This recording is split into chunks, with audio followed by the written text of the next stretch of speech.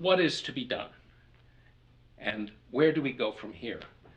And given all of the many themes and tropes and topi that we've covered, to tie them together, I'm going to turn to Colonel Macgregor's recent book, Margin of Victory, and give a little excerpt just to tee things up. And as Doug says, when the tables turn as they did, referring to 5 battles that constitute the book, when the tables turn as they did, bad policies, failed tactics, and dysfunctional command structures have to be abandoned, period. Policymakers and commanders whose ideas were wrong must be discarded and replaced with new policymakers and new commanders, as well as new strategic and operational concepts. The first order questions in national military strategy have to be posed anew, within the strategic and operational framework of purpose, method, and end state. Yet, if culture and leadership obstruct this process of adaptation and change in war, the margin of victory is permanently lost. This is the nub of it, because as we discussed in the first movement, Russia has shown itself capable of adapting, capable of reaching back to historical antecedents, like the Brusilov offensive, like the entirety of the Great Patriotic War, and they have adapted in ways that Americans cannot bring themselves to understand. And in contrast, and I mean in stark 180-degree contrast, the United States military and its political leaders have not only not adapted, they've consistently extended and extruded a delusionary understanding of what is actually happening. And this is remarkable. And so in our last part, I want to turn to you, Colonel, and ask you what you would recommend to get us to change and adapt in a context where nothing over the last 60 years has achieved anything close to that. Well, just to extend your opening comments somewhat, there is always a lag time between the identification of what has changed and its understanding. The Russians have obviously managed that more effectively, at least thus far. We'll see how this offensive unfolds. Right. If the offensive fails miserably and shows little evidence of what we think is going to happen, well, then we're wrong. But I don't think that's going to be the case. But having said that, it's very difficult to persuade people who have not grasped the shift in the way things are being done and the way things should be done. Sometimes that shift is cultural, sometimes it's political, sometimes it's economic. What can we actually afford versus what we want? And you don't get the necessary change. It's Thomas Kuhn's paradigm shift. Yeah. And the principal paradigm shift today, it goes back to the first part of our discussion. And that is that we can sit across from each other and know virtually everything about the other person, the other side. We can strike everything with a standoff attack system. And there's no way to hide from it. There are ways to defeat it. Yeah. Hiding from it is much more difficult. So what you see, you can destroy. And of course, we had a taste of this in the 70s where people said, if you can see it, you can shoot at it. Right. If you can shoot at it, you can hit it. If you can hit it, you can destroy it. Okay, fine. This was just a tank shooting at a tanker zone. We're way beyond this at this point. And that paradigm shift is this ISR strike coupling. And we tend on the ground to think in terms of, well, we're the maneuver force and where we go is going to win the battle. Well, the problem today is that unless you have mastered the ISR strike dimension, you're never going to get there. You're never going to have a chance to maneuver. Your maneuver force is going to be destroyed, whether it's getting off the beachhead or landing at the airstrip or anything else. And that's something that's very hard for people that have never seen it to grasp. Just as a point of information here, are the ancient origins of this at all in the Soviet reconnaissance strike Oh, complex? absolutely. That was the first serious intellectual attempt to come to terms with this reality. And of course, Ogarkov and one of his star performers was Mahmoud Gareev, Yes, who wrote very recently. When I say recently, 20 years ago. It all depends on your perspective. If war comes tomorrow, and he addresses all of these things in the Russian context, and right. how do you cope? How do you adapt? And I think the Russians have come a long way. But remember, Putin initially was building a force that was designed to exclusively defend Russia. Yeah. Now he's compelled to do something different. He's compelled to build an offensive strike instrument with which to deter and potentially destroy opponents. This is the great gift that the blue elites that you're talking about have given to us. They've resuscitated the very thing they said they were setting out to stop. But even here, as we've talked, Putin is at heart a cautious leader, commander. And, again, following after Montgomery and also what we see in Surovikin. But the fact is that he has to design an offensive weapon that doesn't overextend itself. Right. And then expend itself in the effort. Yeah. Well, he's more sensitive to that than we are. That's what I'm trying to get at. Obviously, we are not even thinking intelligently about it, or we would not even consider something as utterly crazy as the coalition of the willing. Right.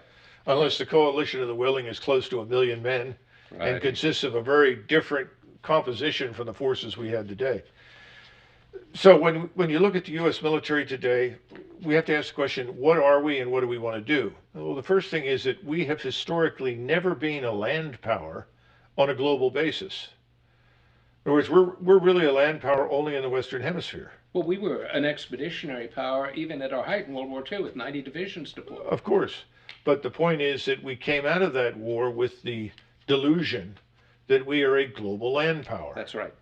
And we're not. And that we don't have the staying power to be a global land power. It's sort of the difference between an insular or a continental power and a maritime power. We're preeminently maritime and aerospace. And we have sufficient ground capability that we can deal with anything in our hemisphere. So we've got to get back to basics and understand that our ability to influence things is really confined more than ever in history to the periphery. Yeah. On the Eurasian periphery, we can influence things, but we cannot strike deep into the Eurasian landmass. I mean, it's essentially what Bob Gates, the Secretary of Defense, said. Anyone who talks about a war in Asia, land war in Asia, should have his head examined. Well, thank you, Bob. Well, we knew this. What did you do to stop that? We knew this in the 40s when Nicholas Spikeman was writing, for example. But the thing is that we don't understand now with this ISR strike paradigm shift, the notion of occupying little islands all over the Pacific is a prescription for immediate strategic failure and destruction. Has no purpose whatsoever. And the notion that you can act with impunity the way we did in the past with large surface fleets, those days are over. And how many armies can we transport overseas? Right. I think those days are over. Right. So then what are we doing with all these regional unified commands? How many do we really need? Today, communications are vastly improved over what they were 40 or 50 years ago. When this regional unified command structure first came into existence, the first person to talk about it was Eisenhower. He wasn't able to implement it. It took failure under Jimmy Carter with the Air Force One and so forth to begin the movement in this direction, Goldwater, Nichols, and everything else. But the bottom line is that things have changed since then. So you could conceivably have 2 regionally unified commands, east-west, and maybe 2 more north-south. Mm-hmm. And they could manage everything. And then you can treat your forces as a pool of forces that can be deployed on short notice in any direction, but only on a limited basis. In other words, not deploying 100,000 men to country X in Central Asia or down in South Africa. Well, ironically, this was historically the British formula in the 18th century, but especially after the defeat of Napoleon, and it worked for 100 years, and then it all fell apart, and Britain found itself expending its national strength in 2 world wars. Well, again, to go back to Corelli Barnett and others, he's not the only one. If you go back and look at the way they treated Bonaparte, they ceased fire on Bonaparte several times. There were arrangements made for ceasefires, arrangements of new peace deals, because they understood this is a long-term process, and we're not going to accomplish everything within a short span of time. We know what Bonaparte's about, and we're going to continue to be opposed to him, but we have to look for and develop the situation that's favorable. We don't think in those terms because, once again, there's no long-term perspective. And that, I think, is because until now, we never really thought we needed it. Yeah. And as you pointed out, when we have failed miserably, and I think you're right, since 1965, where's the evidence for success? I know. Well, Desert Storm. Well, fine, Desert Storm. What did Desert Storm do? For a short time, it convinced everyone in the world that we were invincible, invulnerable, and so forth. However, but that was actually destructive. Yeah, it did not fundamentally change the strategic situation in the region because we didn't think about what we wanted when the war ended. Well, gets back to this ecstatic realization. It was like a perfect grand opera because we suffered almost no casualties. Right. And then it all went up in smoke within 3 or 4 years. And we celebrated ourselves and went home. Yeah. And the generals were happy to have it over with because they really didn't want to fight to begin with. And they were afraid that nothing would work right because these were largely traumatized Vietnam veterans. And the various services fought their own wars. And when it's over, there was no effort to deal with the service-centric warfighting doctrines. There was no effort to produce true unity of effort, no effort to create unified military command structures. So everybody says, well, we don't want a unified structure. Well, that's different. People can keep uniforms and funny hats and so forth. I mean, it reminds me of the British Army when they began the process of reducing the numbers of Highland regiments. Oh, yes, that was bitter and difficult. Oh, my God, people went out of their minds. And here's this tiny place called Scotland trying to fill the ranks. What to do with the regimental silver? Yeah, they couldn't do it anymore. They've survived it, okay? It hasn't been a hopeless endeavor. We'll survive what we have to do. Well, what it does need to be done. If you were in a position, of Godhead and you could impose reforms, if you could at least lay out reforms that had to be pursued and achieved, what would those be? Well, the first thing you want to do is stop refighting World War II. Yeah. I mean, we talk about it, but we never do it. Right. It means that you've got to treat the 1942 force structure as something to be broken and reassembled in a new form. Then you start at the top and work your way down. You have in a unified command the theater commander, which is effectively what he is, and he has this joint staff. Right. But beneath him, he has all these single service headquarters. We can't afford them. They're too expensive. There are too many of them. We need to get rid of them, and we need to restructure those into standing joint force commands. And I would organize these around ISR, strike, maneuver, and sustainment. We still think of war essentially in a Clausewitzian or Geminian fashion. Yeah. And this G1, G2, G3, G4, G5 business, all of that can be folded into a new structure that is ISR, strike, maneuver, and sustainment. Right. Because that's the way the naval forces and the air forces are effectively organized. And we are preeminently aerospace and naval power. So really you're talking about taking what is already experiential and embedded in the thinking in the aerospace and naval community and pushing it into the ground force. Then you turn around and say, well, what are the new force, the mission force capability packages look like? Right. Mission focused, excuse me. In other words, what are the units of issue that we're going to use? If you go to the Army today, well, we want X, Y, and Z. Here's a division. By the way, it has to have a core slice and a core headquarters. It's jobs for generals. Yeah, of course. So if you want us, we have to ship all our generals over there to do this job for you. And we're not going to be subordinate to somebody in the Marines or the Navy or the Air. That's out of the question. You've got to get past all this. So then you set up these joint force headquarters that are designed to take in these modules of combat power, whatever they are, and employ them productively. You may end up supporting someone else who's fighting on the Eurasian landmass, not necessarily your own forces. Right. A page out of the British Empire. Right. In other words, Wellington's force, out of his entire force, what, a third of them were British? And the rest were Germans, Belgians, some Dutch and Belgians, right? Westphalians. It worked. It did. It worked effectively. The British were smart. They weren't going to expend resources they didn't have. And they came out of this thing, on the profit side as opposed to the losing side of the margin. Yes, that's true. But the bottom line is we can do these things. We can set up these joint force commands. put them under the theater command. We can determine what needs to go into them, and then we can experiment with the right mission-focused capability packages, whatever that is. I suggested on the ground that you have a one-star who commands between 5,000 and 6,000 troops, all organized around ISR strike maneuver sustainment.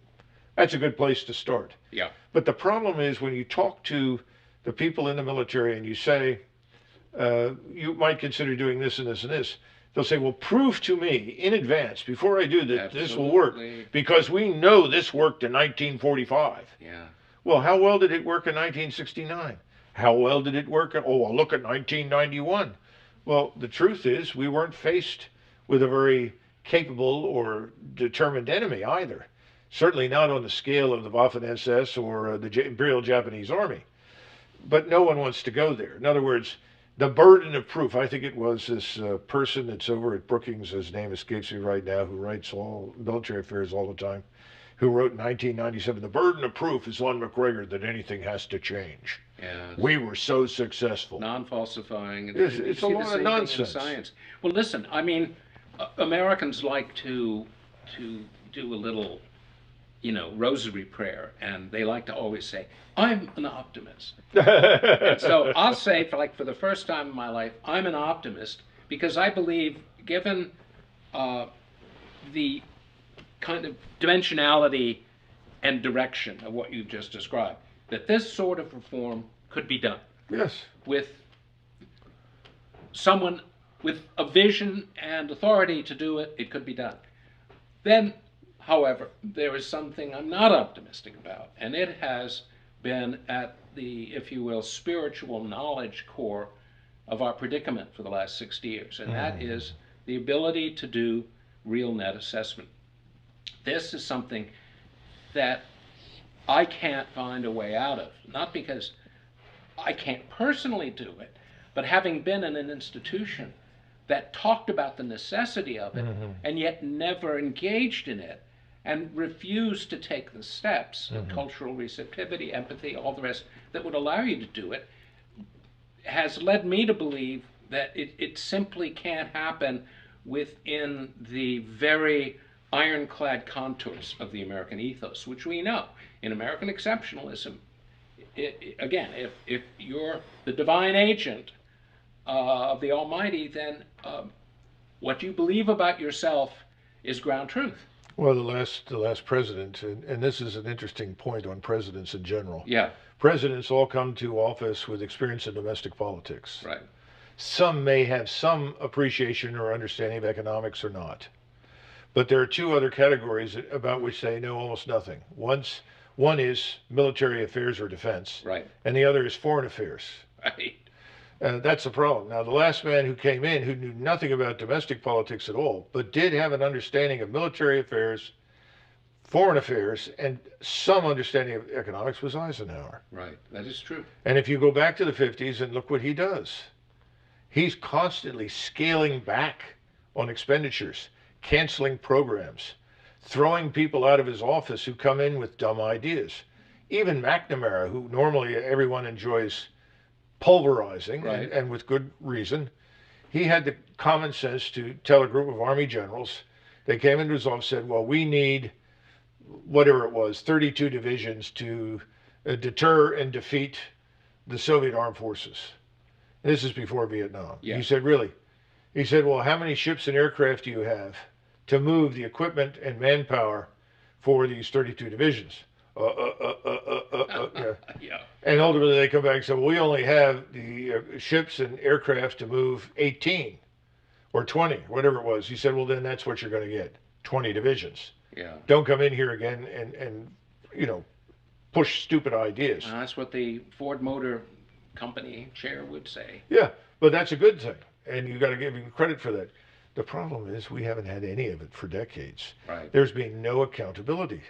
Now there is accountability, and that unfortunately tends to focus largely on who you slept with that you shouldn't have.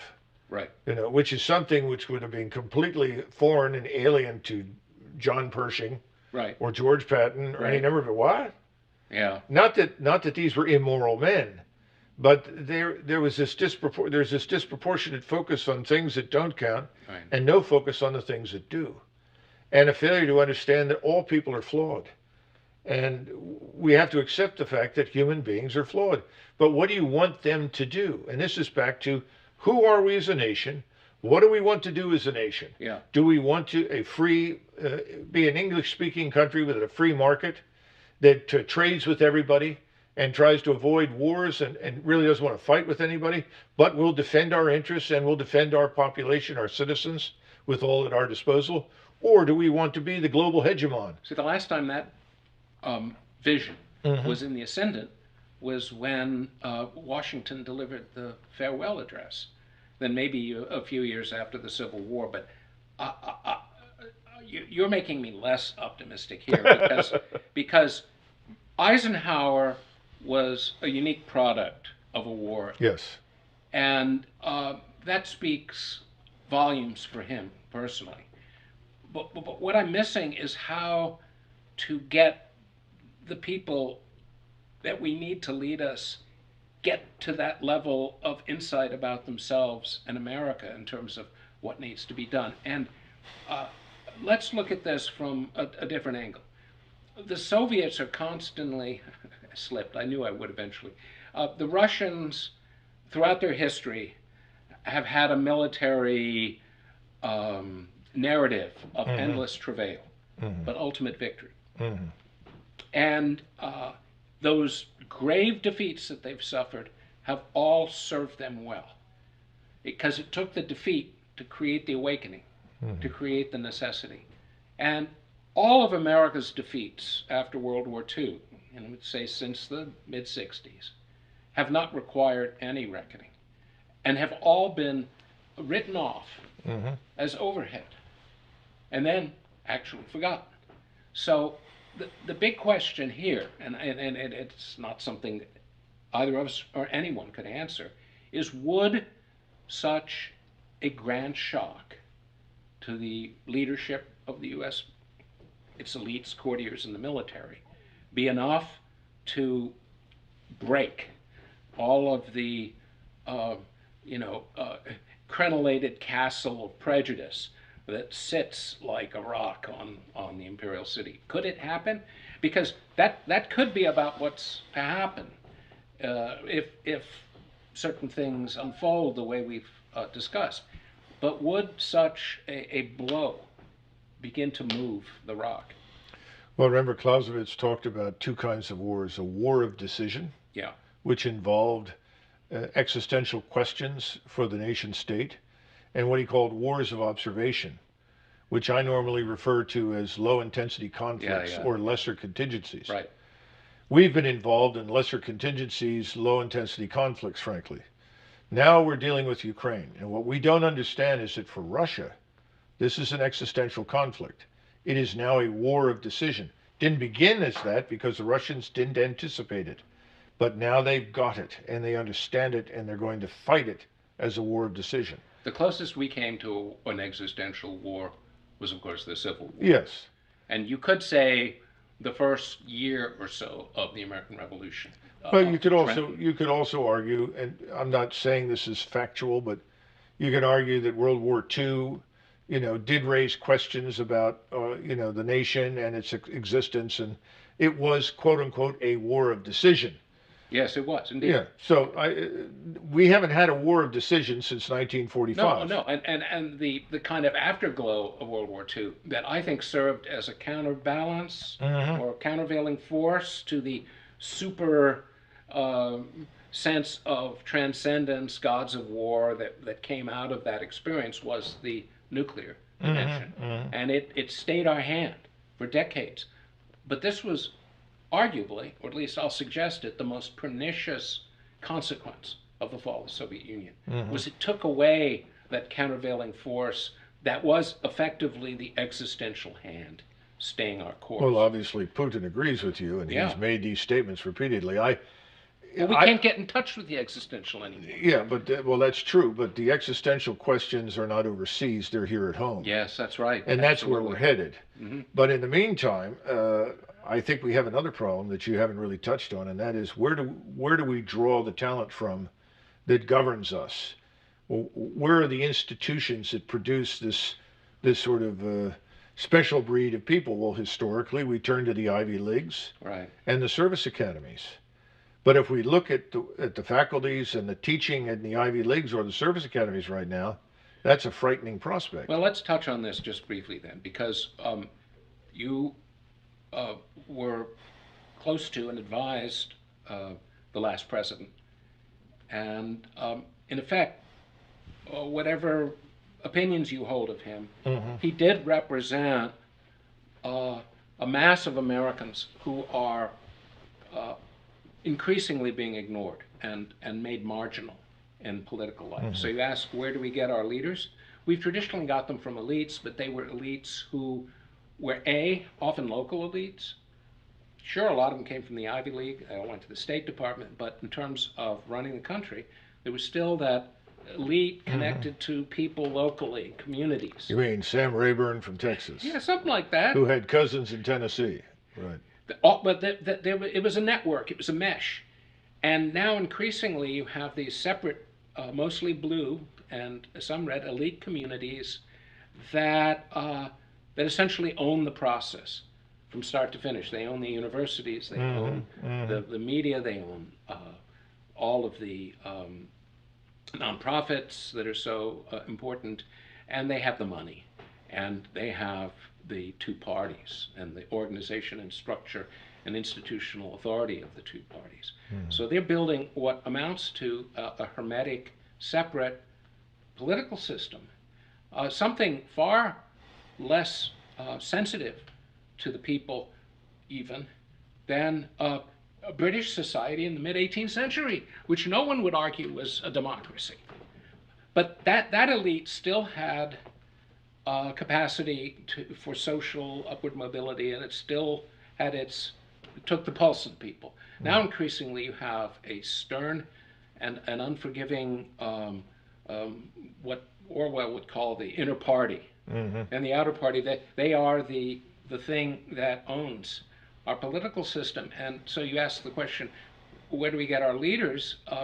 That leads you back to the conundrum that I posed about ever being able to see things, because the entire prime directive of this elite is to preserve and extend its power and control.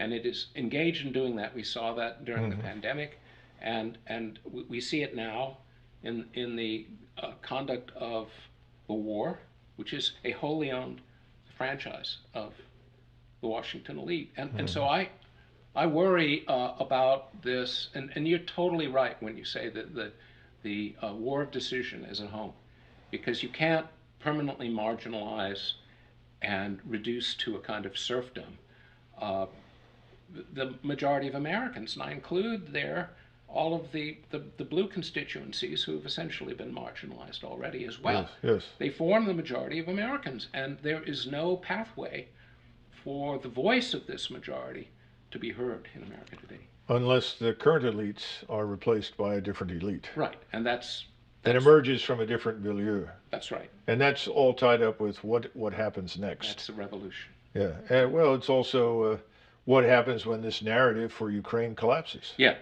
That's part of it. This is a great sort of final point for us to make, and you've raised that really nicely, is that the connection between the domestic conflict and the foreign conflict is indissoluble. And just as has happened so many times, the foreign conflict can prise open, turn over the barrel, and let it all spill out. So I think that's where we're headed. Yeah.